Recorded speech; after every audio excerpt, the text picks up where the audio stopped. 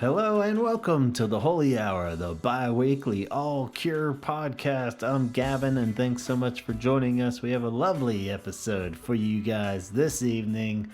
We had a last-minute stop the presses change of plans. I had a little mini tour update episode ready to go for you guys. Since it is technically a bye-week, but I wanted to keep my head above water with all these shows going on in Europe. So yeah, I'd recorded just a quick run through looking at the set list of the Germany shows, and it was a little dry, but it covered the bases of what we had. And then out of nowhere, we got our first batch of reports from the front lines. We got a full review of the shows that Colleen has been to so far on the tour. So we're going to do a little backtracking and kick things off with her. But after that, we received 2 segments from Dennis in Poland, too, and gave us 2 wonderful, beautiful perspectives on the 2 shows in Poland over the weekend. So very cool, and it catches us all the way up to Austria today. So we get a little bit more.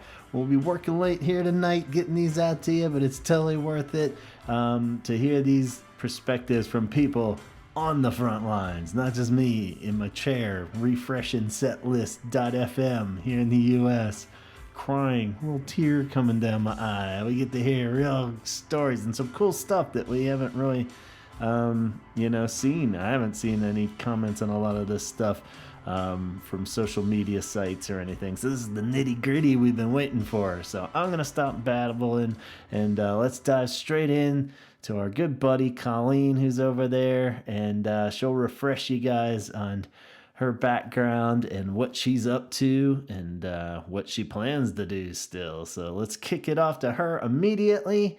Thanks for tuning in, and let's jump right in. Cure the Lost World Tour 22 from Colleen's perspective. Hello, Holy Hour listeners. This is Colleen from the San Francisco Bay Area in the United States. You might remember me from 2019 when I gave some reports on my travels to see The Cure in South Africa, Australia, and Europe. So I'm back. I'm here to give a report on the shows I've seen so far on the European leg of the Lost World Tour. First, I'll give a little summary of my pre-trip planning. So I started planning for this trip as soon as tickets were announced, so I guess back in December 2021. I focused on Germany because I have friends there and I speak some German. But I also took into consideration the size of the venues and whether there would be a fan zone by the stage. I also picked shows that made traveling more linear and didn't require me to backtrack. So what I've ended up with is a little circle in Scandinavia, starting in Copenhagen and coming back to Copenhagen, followed by a huge circle in Germany, starting in Hamburg, going into some of its neighboring countries and stopping in Cologne, and then I go back home. So in total, I plan to catch 14 shows in Sweden, Norway, Denmark, Germany, Austria, Croatia, Italy, Switzerland, and France. Luckily, I got permission from my work to work remotely while away, and this has allowed me to be in Europe for 2 months. So I'm really, really, really extremely lucky. I'm taking some vacation time, and I'm working the rest when I'm not at concerts. So a little bit about my expectations for this trip. I did something similar for 5 weeks during the 2019 European Festival Tour. And to be honest, I got pretty tired of the set list by the end. It wasn't so much that it was the same songs. Of course, I'd rather hear varied songs. But I understood that it was a festival tour and most of the audience were casual fans. It was more that the order was pretty much the same every night. So when I knew what song was coming next, it kind of took away from the magic. So I was pretty apprehensive about the set list for this tour.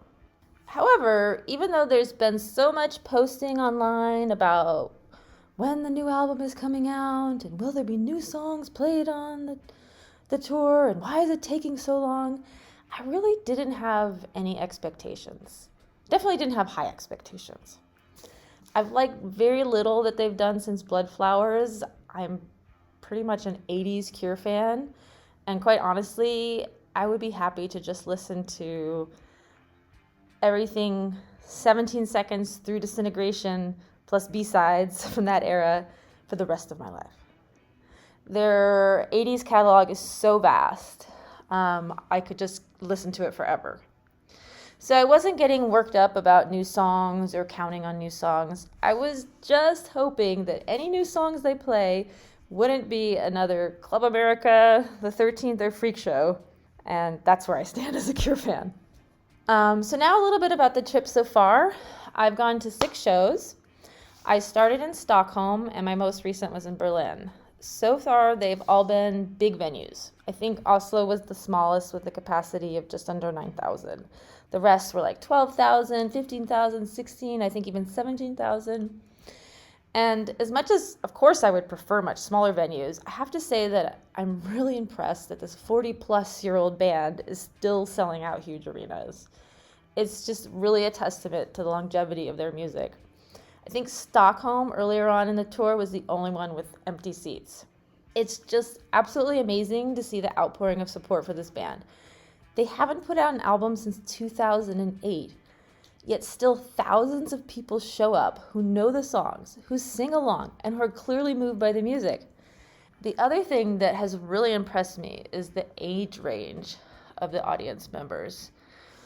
When I showed up to wait in line about an hour before the doors opened in Stockholm, there were teenagers in line doing their makeup.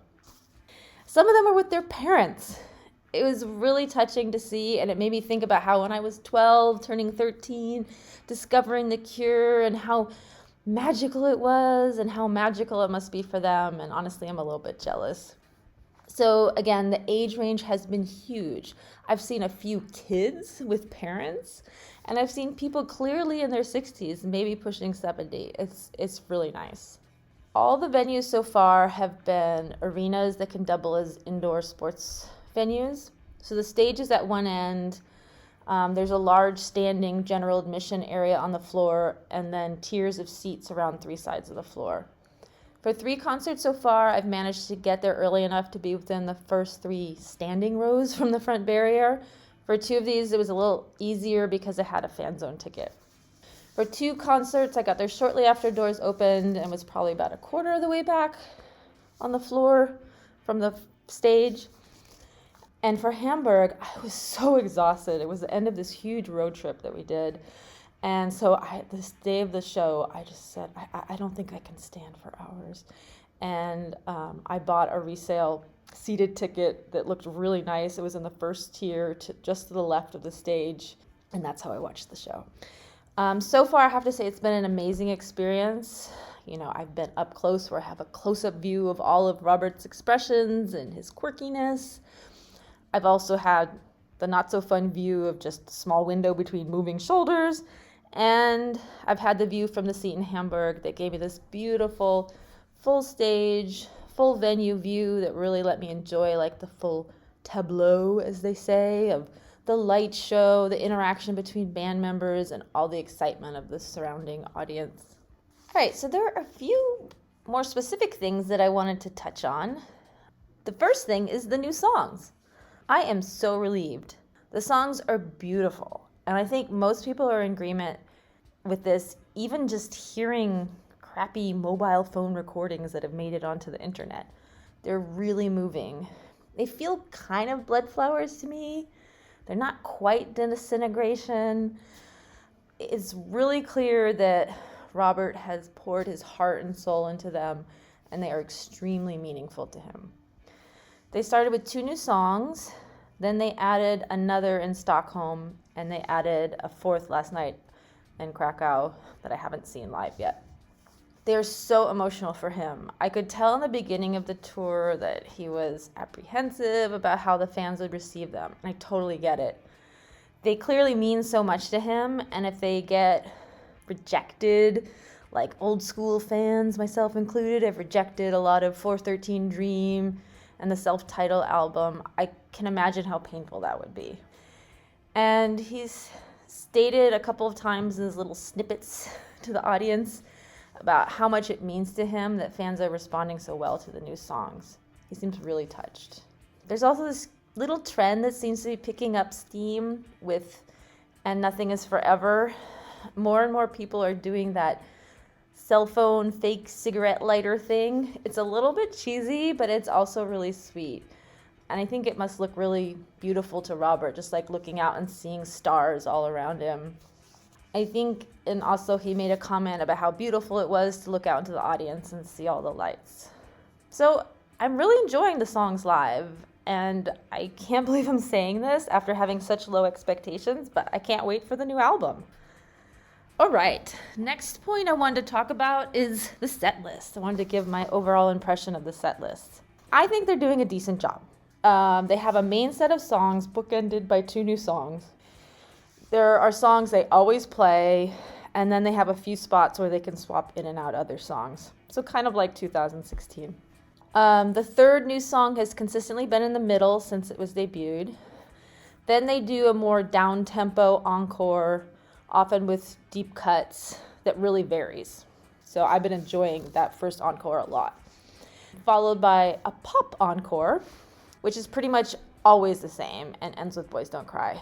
And the shows, as promised, they're about 2.5 hours long, like 2 hours, 35 minutes. I think there might have been one that was 2 hours, 40 or 45 minutes. So still short for The Cure, but long for the average band. Now, I do have to say that they are by far not my dream set lists, but they are much more varied and have deeper cuts than the 2019 festival set lists. And I totally get it. Us hardcore fans are in the minority. The crowd goes absolutely wild for the pop encore. And based on comments that Robert has said during the show, I think he would prefer to do rarer songs and skip songs like Friday Men Love. He said something before the first encore that he wished he could just do a whole show of deep cuts like in the first encore, but he wants to leave people happy, so that's why they're doing the second pop encore. But then he mumbled something in his Robert way about, then people accuse him of pandering to the audience. So it was pretty cute. So he's stuck. And I do say Robert here because, as I understand it, he determines the set lists, though I could be wrong. He's kind of stuck. He's got this minority of hardcore fans that travel to multiple shows and want to hear B-sides and deep cuts. But then he's got a majority of casual fans who paid money to just have fun, and I think he respects that. The set list is heavy with Disintegration and The Head on the Door. I was actually expecting to hear more Wish songs, given that it's the 30th anniversary, but maybe Robert is tired of them after working on the deluxe version. So far, they've only played Friday Men Love, From the Edge of the Deep Green Sea. Those have been every night. And then Trust just once, the first show in Riga. I'd say that the songs that haven't been played that much in recent years that have made it back into the set list. Now, I have not verified this on setlist.fm, but this is my impression. Those songs would be M and At Night from 17 Seconds, The Drowning Man from Faith, The Figurehead, The Hanging Garden, and Cold from Pornography, Kyoto Song from The Head on the Door, and Trust from Wish. The Drowning Man is by far the highlight for me. I think I've only seen it live once before. It's really epic, and there's an amazing video that accompanies it. It's absolutely beautiful. So if you can't catch it in concert, definitely look for a quality video clip of it on YouTube. It's got this sort of watery image of Robert's face that kind of ripples in and out. Another highlight for me has been Figurehead, and just for fun, I'll comment a little bit on it. I noticed in Gothenburg, Sweden, he changed the line, "I can lose myself in Chinese art and American girls" to Swedish girls. I thought that was really cute. I commented about it online, and supposedly back when they played this song more often, he would do this in each country, especially as he traveled around Europe, where there's many countries. Of course, since until recently I had only seen them in the US, I always got the unchanged American girls, so I didn't realize this, and I'll have to check out some of my European bootlegs when I get home. And so far he's changed it for each country so far. We've had Swedish girls, Danish girls, German girls, and now Polish girls. And all the rest of the songs are the usual suspects. And please don't get me wrong, excluding Friday Man Love, I have a difficult relationship with that song. I love all of these songs. I hate to admit it, I've just been to too many concerts. And now I want to hear songs that I haven't heard live before. Would it be too elitist to have a series of small venue concerts with all lesser played songs and you need to pass some sort of cure test to get tickets? I mean, come on, they don't need the money from these large venue shows anymore. Anyways, I digress. Next, I want to take a moment to talk about Robert's voice. His voice is amazing. It just keeps getting better and better. I don't know what he's doing to preserve his voice. It sounds so rich and strong, it's robust and full. And now that he's older, it's deeper. He also might be more sober now when singing, I don't know. But in any case, it's the best I've ever heard him. Related to this, the band is also really tight. I know people complain about them using a click track.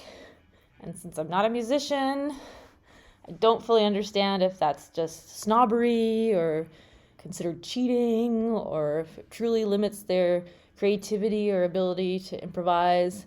But for a layperson like me, they sound amazing. All right, this brings me to my next topic, Perry. I was totally surprised to learn that Perry was playing on this tour when he showed up in Riga.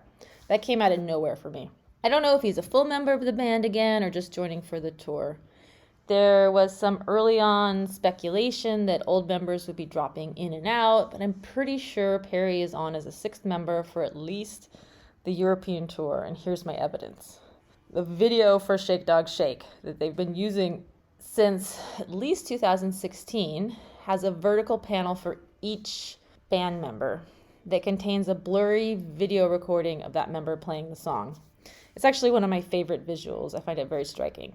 Well, now there are 6 panels, one for Perry. They made a video for Perry, and it plays right behind him. So I think he's sticking around for the tour. That said, I'm not really sure what Perry is adding to the sound. The times I was up close, I was able to get a good look at what he's doing on guitar and get a big idea of what he's doing on keyboards. I can't actually see what keys he's pressing. But for all the guitar parts, he's basically pause, pause, pause, strum, pause, pause, pause, strum. So just sort of adding filler. For From the Edge of the Deep Green Sea, he leaves the stage for the first half of the song and comes back to play keyboards along with Roger when the song picks up. It could be that they're trying to make the sound fuller. There's a part of me that just thinks, he was part of the band for decades as a roadie and then a band member, and they enjoy his company.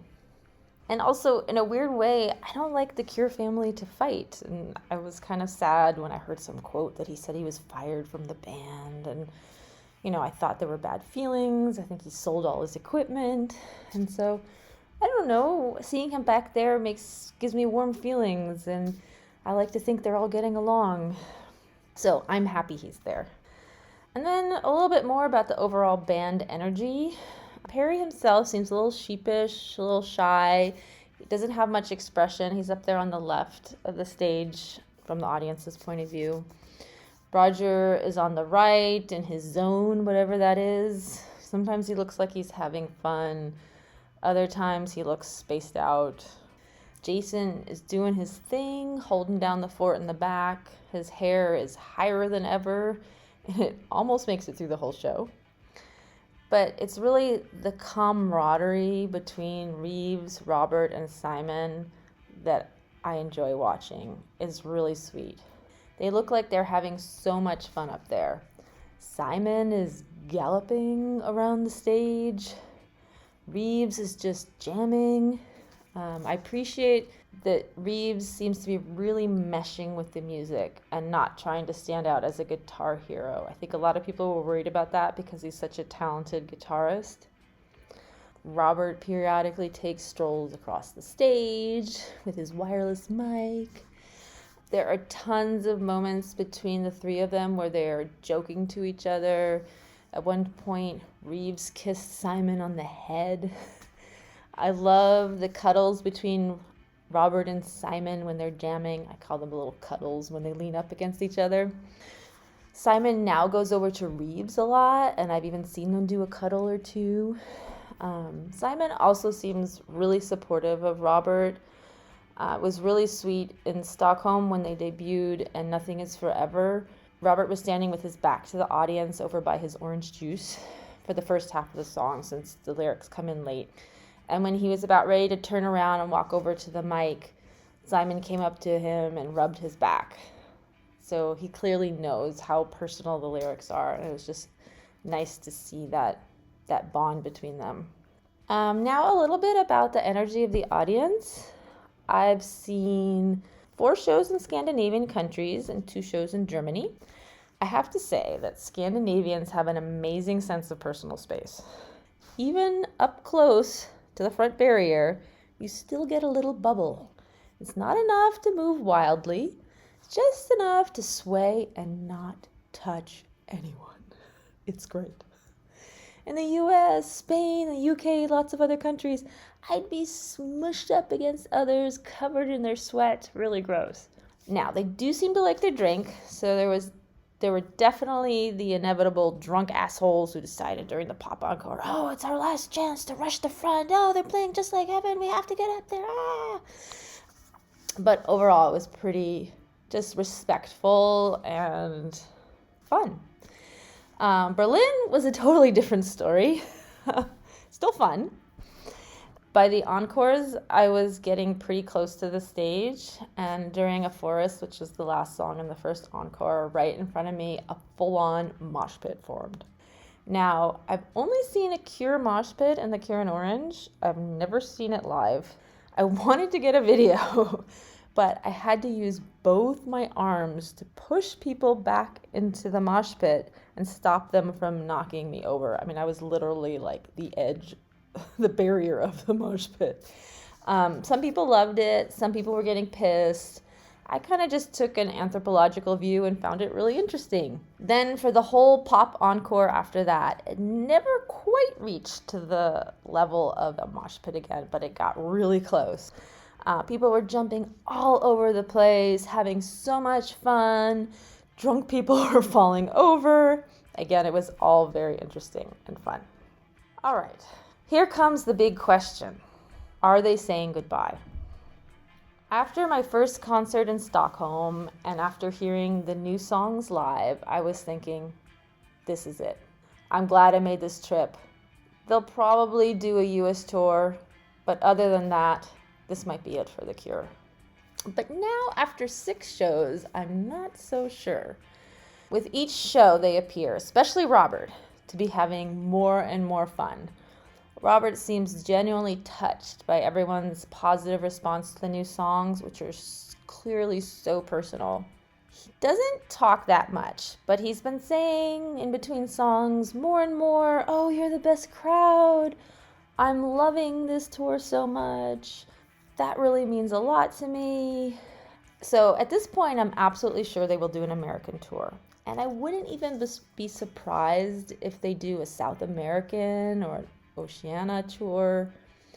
They just seem to be loving the energy of the crowd, and they're selling out venues with capacity of 16,000 people.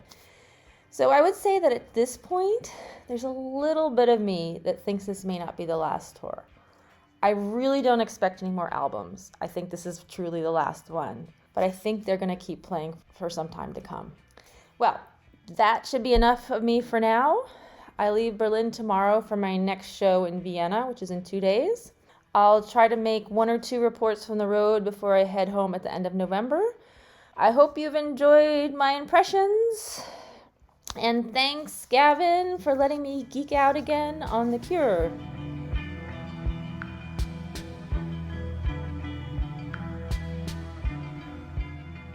Ah, thank you so much, Colleen. You're welcome to geek out on the cure with us anytime. So good to hear your thoughts, and really, really appreciate you taking the time and walking us through all of that. So much cool visuals and stuff that we wouldn't be able to really piece together just from looking at the set list over here. So much cool stuff and insight. The observation of Perry on Shake Dog Shake's backdrop there. That'll come up again in the upcoming segment from Dennis here. So very cool that you guys picked up on that, and does mean that, you know, they're not just dragging him along if they bothered to film that. So that's very cool. And yeah, I hadn't heard any mention of this German mosh pit. So very interesting, pretty bonkers, but I'm glad you survived it. And yeah, only in Orange as well. I've never seen that or heard of that, so that's crazy.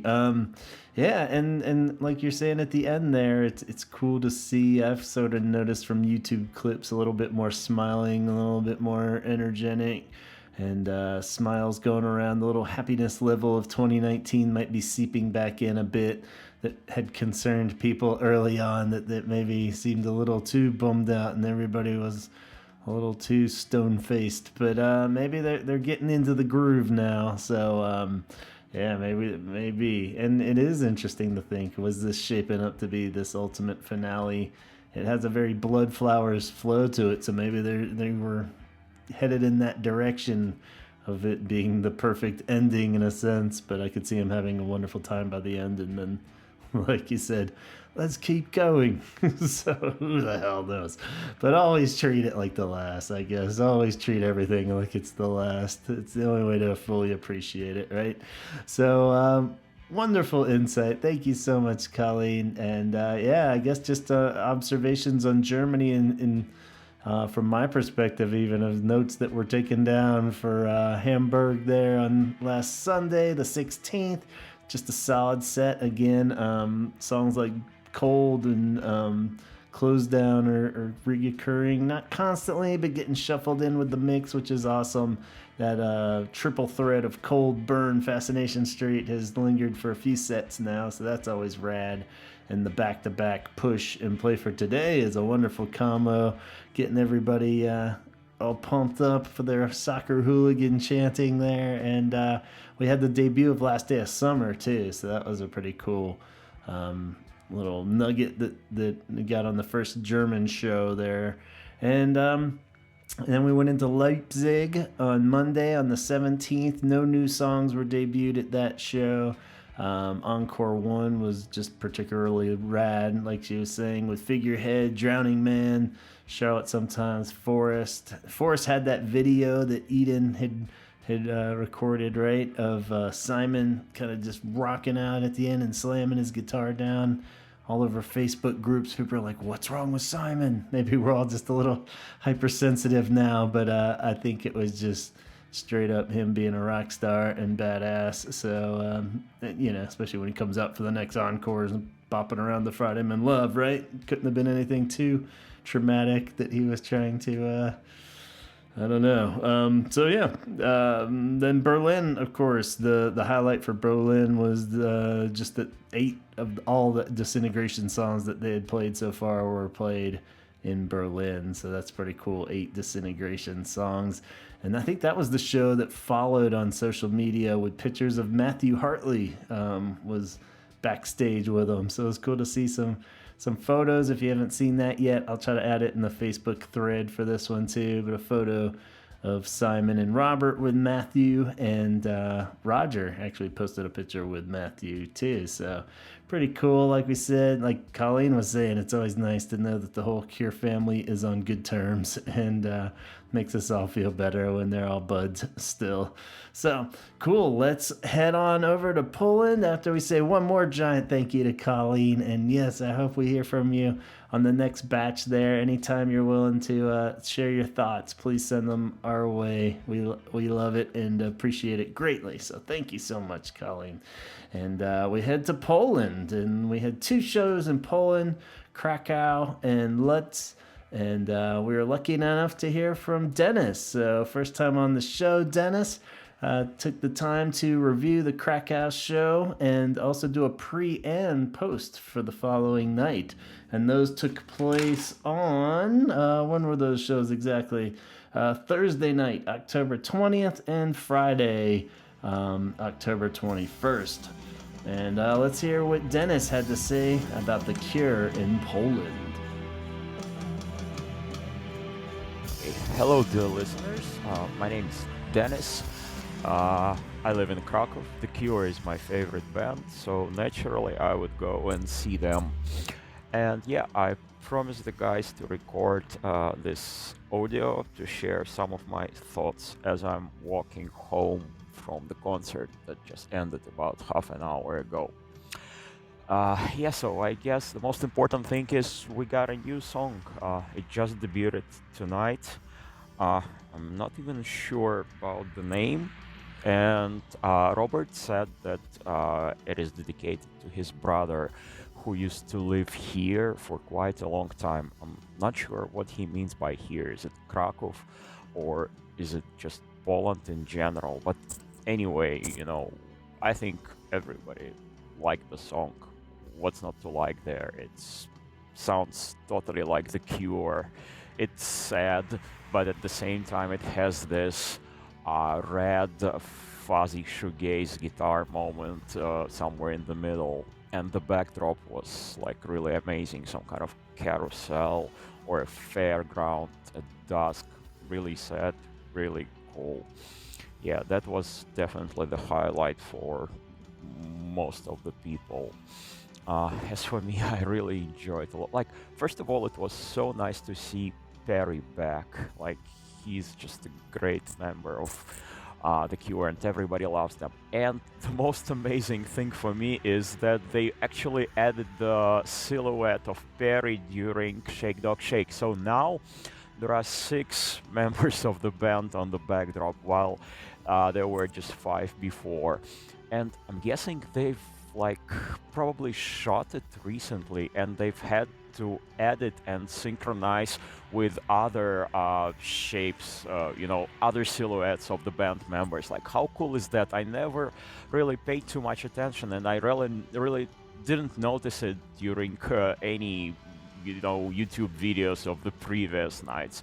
And it was totally my geek out moment. Like, oh wow, there are now 6 members on the stage and 6 silhouettes.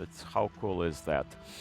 I think Perry actually adds a lot to the sound. Like, especially it was noticeable on Burn and Want. I love the songs, and I think they were even better this time live. Especially Burn. It was really menacing. I think Perry added this kind of badassery to the song.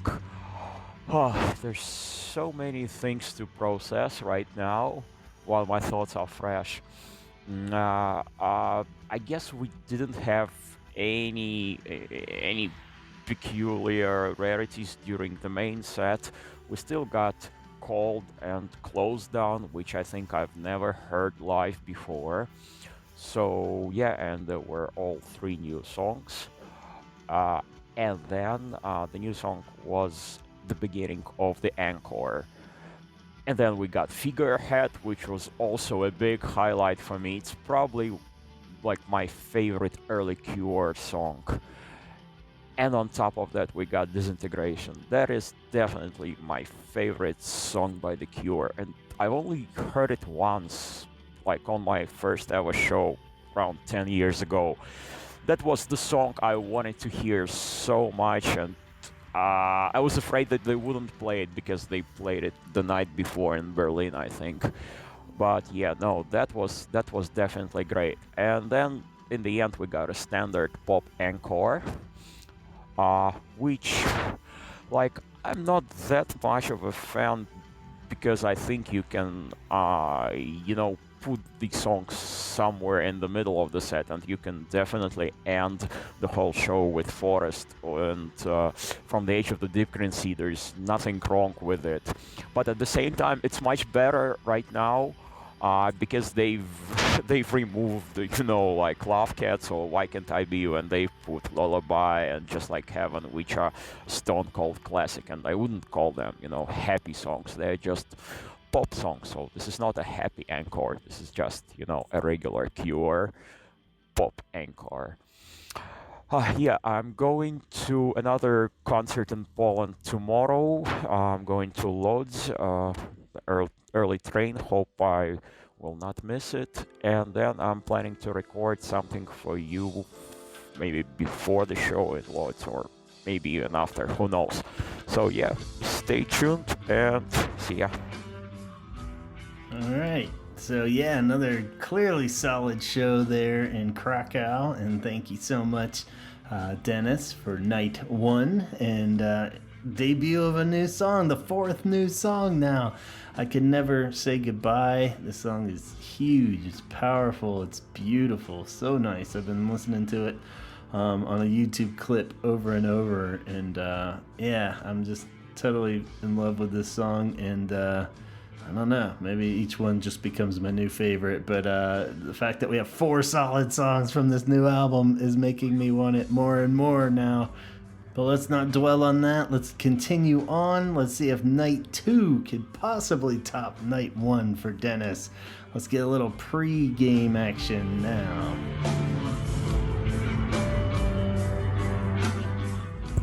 Alright, I'm back again. So I'm in Lodz right now. I got home late, really late yesterday, and I had an early train to Lodz, so I was afraid that I might miss it, but no, I managed to catch it. But I've had just a few hours of sleep, so I'm really sleepy, but what can you do? You have to suffer for the Cure. That's the whole point of it. The train was full of the Cure fans. That was actually very fun. Like, most of my compartment carriage were just guys dressed in Cure t-shirts, and girls as well. That was lovely. So as I'm still here and I need to go to the concert very soon, I just decided to pick my brain for more memories and peculiarities from yesterday's show. So at first, Robert was very subdued. He didn't really talk too much, but then towards the end he became really chatty and like funny, and made jokes with Roger. And then he even joked about learning Polish, and I think he spoke in some gibberish, and it all sounded like Joey from Friends learning French in that famous episode where Phoebe taught him. That was funny. The crowd was really young. Like, obviously I knew that it would be young because that's the way it is here, but even I did not expect, like, there were girls around me who were clearly teenagers, and they spoke about 17 seconds and Charlotte sometimes and pornography. And just to think about it, their parents probably were not born yet when these records were released. It's just insane. Like, I've seen the Cure before in North America, in Canada, and it's a very different vibe and different crowd there. It seemed to me like I was one of the oldest guys today, while in Canada I felt like the youngest from the bunch. So the Cure is very big in Poland. It's you have to come here just to feel the passion and the joy, and it's just how it is a cult band, like, everywhere in Eastern Europe, but specifically in Poland, and especially right now as there are so many Ukrainians here. And at the end, it's actually during Boys Don't Cry, somebody gave Roger a Polish flag with a handmade the Cure print of the new logo. So obviously somebody did it as a fan made, and Roger put this flag on his keyboard. So yeah, like, if I know that most of you guys who listen to this podcast are probably in US, and if you're ever thinking of coming to Europe for the Cure show, I'm sure that Copenhagen or Madrid are perfect destinations, but please come to Poland or somewhere in Eastern Europe. That will add a lot to your experience because there is something in our dark Slavic souls that is deeply touched by the Cure and the music, and again, it is something extra special. I really wanted to get the poster. Like, I think I have enough T-shirts. I don't wear them too much, but I really wanted the poster, which has the dates of the Polish concerts as the QR Poland. But unfortunately, it was sold out. So I think I may try to get it today, but I'm not sure. Maybe not, because then I will have to carry it for the rest of the day today and tomorrow. It's not really convenient, but I'll see. There was also a bit of a crowd trouble yesterday. It's like somebody decided to fight the security guy, and it was like really strange because the security had to go right into the pit, and there was this like absolutely non-threatening looking guy, and there was some altercation, and he started shoving the security personnel, and the security guy was like really really huge, bald, menacing dude. Like you wouldn't you wouldn't want to mess with him, but apparently that's what the guy decided to, and it was during the last encore, during the walk. That was all like really really surreal. I really liked the Hungry Ghost yesterday. I forgot to mention it. Like, I know that it's not everybody's favorite, but I really love it. Like, to me, it's totally the best song on the last album, and it might be my favorite song post Wild Mood Swings.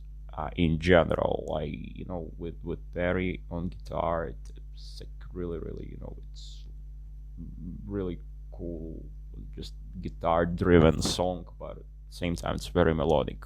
Yeah. As for the weakest links, probably close to me. I don't know. I love the song on the record, but it's just always kind of like kills the mood for me. It doesn't really, never sounds proper. While other songs are really cool, but that's just maybe not for me. But again, I love the song. I don't know, it just never sounds right, and the walk is also, yeah, probably I'd replace it with something else. Okay, so my expectations for today's Lloyd's concert.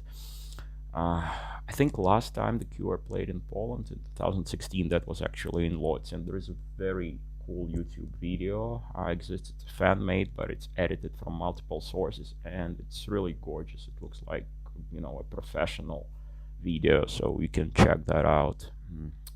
Lodz is not a pretty city. It's very drab, rundown, gray. The weather is miserable today, so I expect lots of faith and pornography. Yeah, like give me Drowning Man, give me Funeral Party, give me Carnage Visors. Yeah, one can always dream, right? But it's Friday today, so I fully predict that there will be Friday I'm in Love, and Robert will joke about it during the last encore. But we'll see. So yeah, I'm excited and I'm looking forward to today's show and hope there will be a lot of changes from yesterday. Okay, guys, see ya. I'll talk to you soon.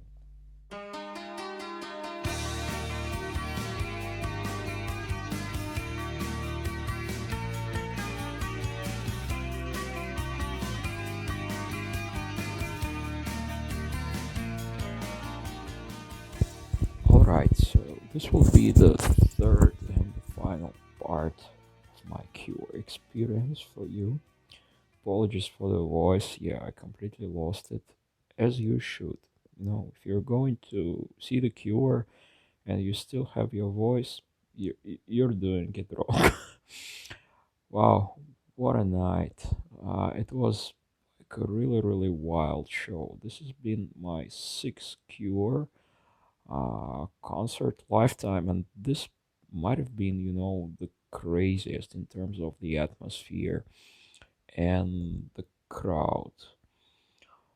Let me try and summarize it for you. So first of all, I want to give props to the Twilight Set. They're a darn good live band, that's for sure. I was a bit upset when they were announced as the Cure support because the possibilities are endless for any other bands. But I listened to them today and yesterday, and I enjoyed every single second. And I felt the same in 2016, when they were also touring with the Cure. I would definitely would love to see them their solo concert at like a more intimate venue. It should be good. Yeah. So today was a bit of a different crowd here in Lodz. It was predominantly Polish, while there were lots of people from all over Europe in Krakow because there are direct flights from all over Europe, and it's a bit trickier to get here to Lodz. And it was even younger if you can think about it. Like there were lots of these, caricature teenage small town goths, but it was actually funny. But goths are not very good at running, so I beat them all towards the stage. Uh, yeah, and I was right in front of Roger. And today in the morning, I took my Ukrainian flag and I brought it to the show. I actually wanted to kind of like show it to Roger to thank him for the support he's giving us. And during love song, I kind of like waved the flag and gestured to my heart, and he noticed it and like he nodded in appreciation. And then towards the last encore, he recognized me from the crowd. And I was like, almost front row. And he kind of like gestured to me to have the flag up. And I did. And he took it during the Boys Don't Cry. And he put it on his keyboard, like the same way as he put the Polish flag yesterday. So it was such a like a big deal for me. It's a memory I will never forget. Look, it's Cure, my favorite band, and they've been my favorite band since I was just a kid, basically back in Ukraine, growing up there, and like they are essential part of my life, and this is a very important thing what's going on right now. And it's like we're all impacted, and my friends and some of my family, they're fighting right now the war, and just to show this support from my favorite band, like just talking about this gives me a lump in my throat. That's I will never forget, like hopefully. So like I dream of a day when the Cure will play in Ukraine. That will be just the dream come true for me.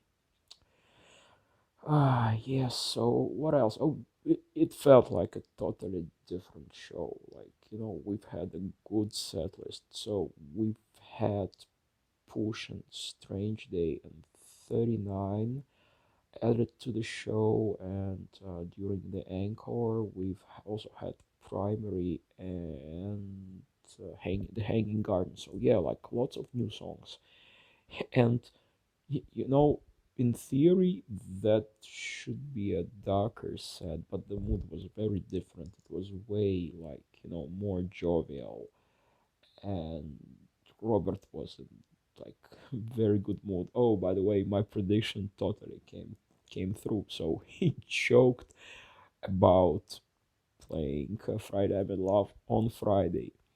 And to prove the point, he actually made the joke several times.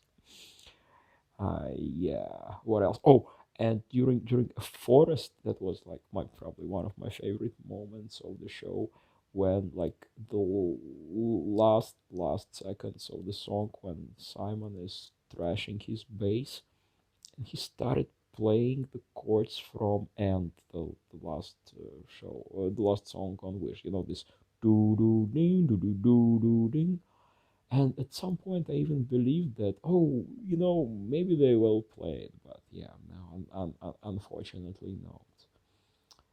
Yeah. So, and they played the new song "I Can Never Say Goodbye" again, and it was the only the second time it was ever played, but yeah, it totally turned into this like a very special moment when everybody had their flashlights. And the Goth Brigade had actual lights, from the lighters because they all smoke, just like those cartoons in the South Park. Yeah, so it was a very wild show. Like people went crazy. Forest was magnificent. Friday I'm in Love was just total.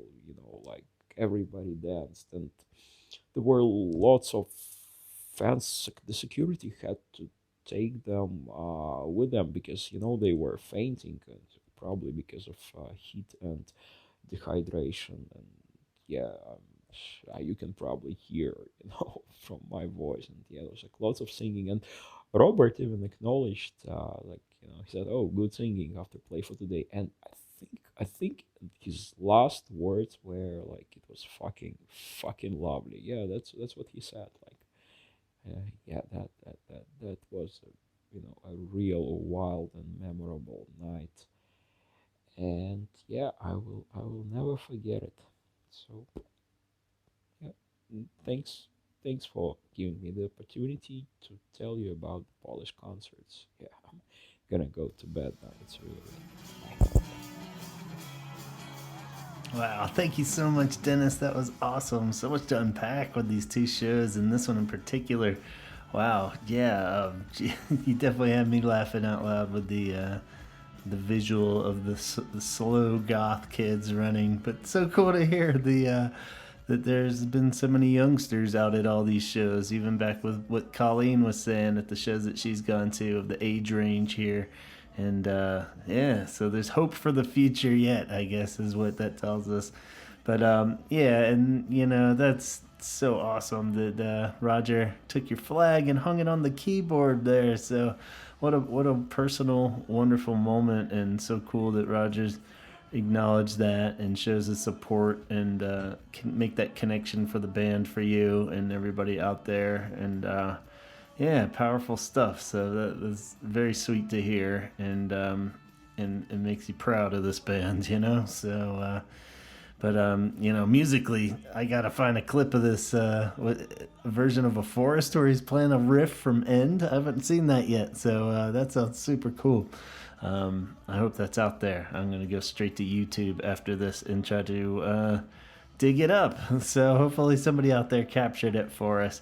But yeah, thank you so much, Dennis, and really putting us in the building there with you and reliving it and sharing all this experience. I love it, and this is exactly what I was hoping for with these reports. So I can't thank you enough. I really want to get Dennis on the show and just have a full-on origin tale talk and get to hear more of your Cure stories from the past. If he's up for it, so that would be great. We can't thank you enough, and it sounded like it was a completely fucking lovely evening for sure. So we will catch you guys up here with I guess today in Austria, Vienna. It seemed like a pretty rad show. There was a little bit of a Cure Scopes was doing a live stream. Again, thank you to Allison for hooking me up with the link on that, and then it cut out on me.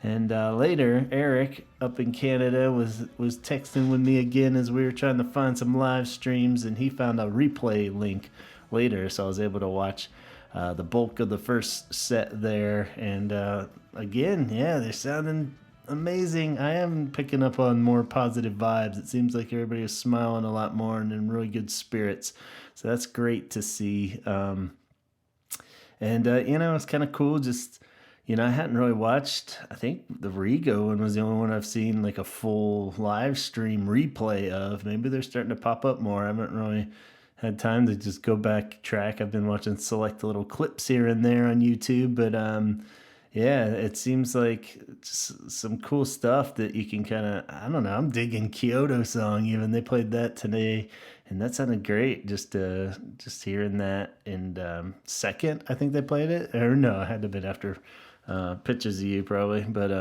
yeah, that was pretty amazing. Let me pull up the set list here. Make sure, yeah, third. So that's pretty cool. It's so early in the set, and in a night like this, I know Reeves has been crushing that for a while now, but just those little lead parts are sounding more and more natural there with every show. It seems like, and that one just sounded particularly awesome. Where was it? Back in Germany, I thought I heard. Where was it? The No, it was the Krakow one there. I thought Disintegration. I watched a clip of that, and that seemed like the most passionate and energetic version of Disintegration I'd heard in a long time. Maybe I was just really digging the live clip when I watched that in hindsight. But yeah, it sounded like a cool rebirth of Disintegration, the song. So yeah, lots of cool stuff. Looking at the set list again for this evening in Vienna. No new songs were debuted at this point, I don't believe. And yeah, just kind of hold steady, but some classics in there. Strange Days thrown back in the mix, so that's cool. And you got the four new songs holding steady. So hopefully once they debut, they'll leave those in there, and everybody will get to hear them. And maybe they'll keep sprinkling them in. Who knows? It would be cool. I don't know. Maybe they should leave a couple out so we can have a few surprises when the album comes out. But at the same time, I don't know. I'll take them now. So, yeah, pretty solid show. Everybody in Vienna. That was definitely the one I was really wanting to go to, too. So I hope Colleen had a great time out there and everybody else had a great time in Vienna. That was supposed to be one of the smaller venues, right? Only like 8,000 or so. So cool. Can't wait to hear any more on it. Anybody else out there, now that you've heard Dennis and Colleen share their thoughts and how awesome this is, maybe this will inspire you to send in some too. If you catch the bug for it, feel free to just send any recordings to gavinconnor@gmail.com. Connor is spelled Conner. And if you don't want to record your voice, you can always type it up too. I'll read it for you. So that would be rad. And yeah, we'll leave you with that, guys. We got let's see, where are we going to tomorrow? Czech Republic. Oh my God, we're going to Prague. Yeah, Monday night in Prague. And then from there, let's see, we got the night off. We got Hungary, Croatia, and then back to Germany. And Halloween, Italy. Oh man, we're closing in on that Halloween show. So lots of cool stuff to come out. Hopefully we can keep on track of it here for you with some mini updates or big fuller ones like this if we get the support. And again, thank you so much, Dennis, Colleen. You guys are awesome. I'm forever in debt to you for making me feel just that much closer to those shows and hearing your personal experiences. I can't thank you enough. So everybody out there, thank you so much for listening too. And we'll wrap up with a quick shout out to our Patreon. What do you say? If you feel like that might be something you want to join, go ahead and check out patreon.com/The Holy Hour Podcast. And you'll be in the company of Danny and Amicio, Donna, Craig, Jeff Hilton, Jeff Cortland, Jones, Sue, John, and Ben, and Allison, and Alan, and Dione, and Scott, and Lisa, and Kate, and Matt, and Coulter, and Dana, and Matt Ford. So join them and be part of the family, if you will. And we got more wonderful episodes coming up. This is technically, we'll make it a full episode because we are closing in on the hour mark. And we got a Halloween episode coming up next week, though. So we'll try to do some tour updates on the side. And then just do a good spooktacular Halloween episode with me and Antonio and Chaz, hopefully. We haven't recorded it yet, but we're hoping to. So keep your ears peeled. Be sure to subscribe on Apple and Spotify and YouTube and all those places that subscribing is a possibility. And the Facebook page, you can chime in there. I'm going to try to put some links to these full shows that I've talked about, and whatever we can scrounge up that relates to what we talked about for these shows. And of course on Instagram is where you'll get all the up-to-date posts and whatever ideas that we are throwing around. So follow the Holy Hour podcast on there. And yeah, we'll leave it there so I can have time to edit this bad boy and have it out to you before the clock strikes 12. Enjoy, be safe if you're traveling, and talk hard.